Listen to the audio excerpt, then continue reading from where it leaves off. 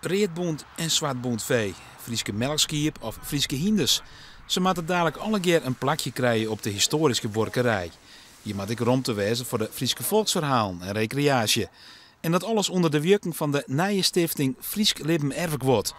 Het is een nieuwe uitdaging voor Hosper, die toen al eind van dit jaar afscheid neemt van zijn joerduistige baan. Ik ben boerenzoon en eigenlijk kom ik wel een beetje waarom bij mijn roots. En ja, dat liep me altijd wel mooi. Dus, en die zeldzame huisdierrassen, die kan ik ook zeker in de toekomst weer een functie krijgen. Want op dit stadium is er een heel soort veerassen die bestaan bij de garage van antibiotica. Nou, deze beesten, ja, die hebben dus nog bepaalde eigenschappen die het gewoon het fokvee of het heegproductieve vee net hebben. Het idee voor een workerij met Frieske rassen is net van slijn nij. Zo had het Groene Nest bij Semar ik al een collectie van Frieske beste rassen.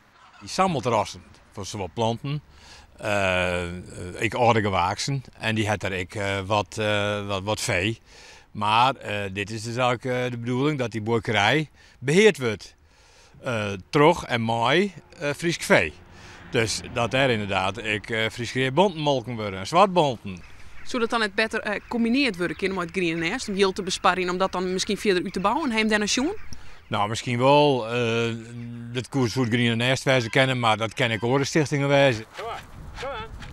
De plannen worden begin om hier verder uitwerken.